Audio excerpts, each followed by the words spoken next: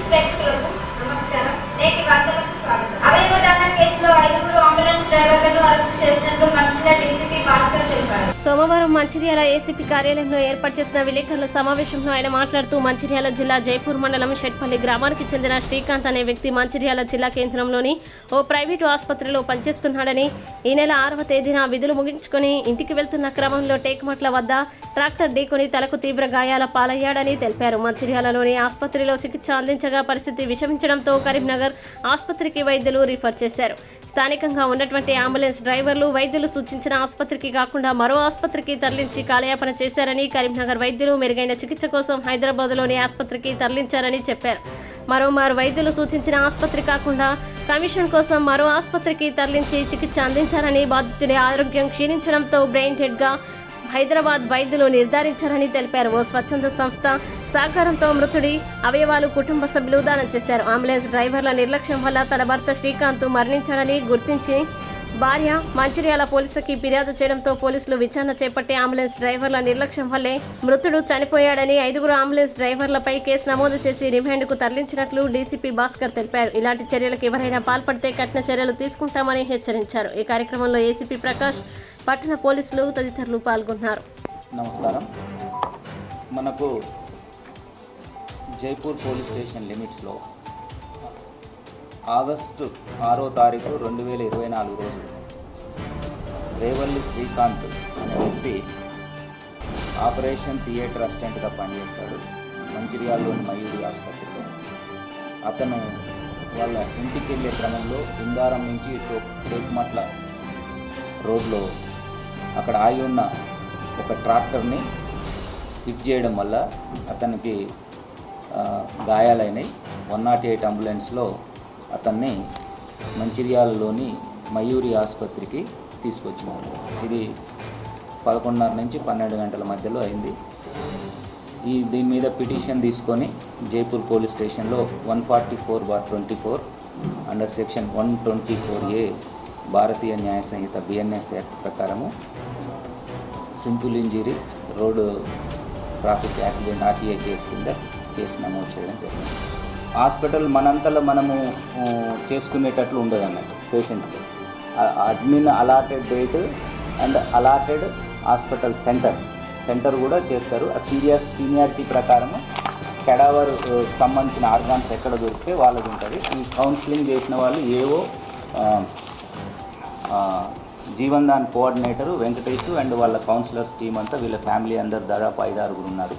వాళ్ళకి చేసి మీరు ఇస్తే మంచిగా ఉంటుంది అనేది వాళ్ళ పద్ధతిలో చేసి వీడియో రికార్డ్ చేసి వాళ్ళ నుంచి కాన్సెంట్ అన్నీ తీసుకున్న తదనంతరము అందులో ఈ రేవల్లి శ్రీకాంత్కి సంబంధించిన అవయవాలు 7 అవయవాలు తీసుకోవడం జరిగింది. కిడ్నీలు 2, లివర్, హార్ట్, లంగ్స్ అండ్ 2 కళ్ళకు సంబంధించిన కంటి శుక్లాలు కార్నియా. దీంట్లో 3 కామినేని హాస్పిటల్లో ఉన్న పేషెంట్స్కు సీనియారిటీ ప్రకారము జీవన్ దాన్లో ఆల్రెడీ ఉంది. ఆ సీనియారిటీ ఎవరికైతే వస్తుందో ఆ పేషెంట్స్కు ఒక కిడ్నీ కామినేనిలో, హార్ట్ కామినేనిలో అండ్ లివర్ కామినేనిలో ఉన్న పేషెంట్స్ చేసినారు. ఆ పేషెంట్స్ని కూడా ఎగ్జామిన్ చేయడం జరిగింది. తర్వాత లంగ్స్ సికింద్రాబాద్లోని యశోద హాస్పిటల్లో ఉన్న పేషెంట్కి ఇచ్చినారు. అండ్ ఒక కిడ్నీ అపోలో హాస్పిటల్లో అడ్మిట్ అయి ఉన్న ఒక పేషెంట్కి డొనేట్ చేసినారు. అండ్ 2 కార్నియాలు కంటి శుక్లాలు సరోజినీదేవి ఐ హాస్పిటల్కు అక్కడ పేషెంట్స్కి ఇచ్చినారు. రేవల్లి శ్రీకాంత్ వాళ్ళ కుటుంబ సభ్యులు తీసుకున్న ఒక నోబుల్ నిర్ణయం వల్ల 7 వ్యక్తులు ప్రజెంట్ జీవనంలో ఉన్నారు. అయితే ఇక్కడ మెయిన్ ఉన్న అలిగేషన్, ఇక్కడ వీళ్ళు 5 ఏదైతే వీళ్ళ కమిషన్ వస్తుంది, లేకపోతే వేరే హాస్పిటల్కి వెళితే అక్కడేమన్నా మాట్లాడుకోవచ్చు, మా ప్రోద్బలం ఉంటుంది అని తెలుసుకున్న వాళ్ళు, వీళ్ళు గతంలో కూడా ఇట్లా కమిషన్ తీసుకొని ఇట్లా పేషెంట్స్ని హాస్పిటల్లో అడ్మిట్ చేసి బిల్లు ₹1,00,000 అయితే 10,000, 20,000 అట్లా కమిషన్ తీసుకున్నారు. కాబట్టి మా మాటను కాదని మేము అంత దూరం వెళ్తే వాళ్ళ రాజు వచ్చిన తర్వాత వాళ్ళ సొంత నిర్ణయాలు తీసుకున్నారని చెప్పేసి ఇక్కడ వాళ్ళకు పుకార్లు చేయడం జరిగింది. దాని మీదనే వీళ్ళు కంప్లైంట్ చేసినారు. మా పూర్తి విచారణలో వీళ్ళు కేవలము అడ్మిషన్ చేస్తే కమిషన్స్ అట్లాంటి ఇష్యూస్లలో ఉంటారు కాబట్టి వాళ్ళకు వస్తుందనే ఉద్దేశంతో ఈ పేషెంట్ని మయూరి హాస్పిటల్ నుంచి కెల్విన్ హాస్పిటల్ వరకు వాళ్ళ పేషెంట్ సంబంధించిన వాళ్ళు తీవ్ర బాధలో ఉండి నిర్ణయాలు తీసుకోలేని స్టేజ్లో ఉండి వాళ్ళని ఇన్ఫ్లుయెన్స్ చేసి వీళ్ళకి అనుకూలంగా ఉండేందుకు మార్చుకునే ప్రయత్నము చేసినారు. మరోవైపు అవయవదానం అనేది ఒక నోబుల్ కాజు. ఇది ప్రతి ఒక్కరూ ఎంకరేజ్ చేయాల్సిన విషయము. దురదృష్టవశాత్తు ఒక వ్యక్తికి జరగరాని సంఘటన జరిగి బ్రెయిన్ డెడ్ లాంటి ఇచ్చినట్టయితే మళ్ళీ ఆ వ్యక్తి ఒక 7గురికి ప్రాణదానం చేసే అవకాశం ఉంటుంది. ఇప్పటికే భారతదేశంలో అవయవాలు అవసరమైన వాళ్ళు పేషెంట్స్ ఎంతోమంది వేల మంది ఉన్నారు. ఇట్లాంటి మంచి కారణం కోసం వాళ్ళ కుటుంబము తీసుకున్న నిర్ణయాన్ని వాళ్ళ పట్ల అబండాలు వేయడంతో ఇంకా భవిష్యత్తులో జీవన్ దాన్ ట్రస్ట్ ద్వారా కానీ ముందుకు రావడానికి ఇబ్బందిగా ఉంటుంది.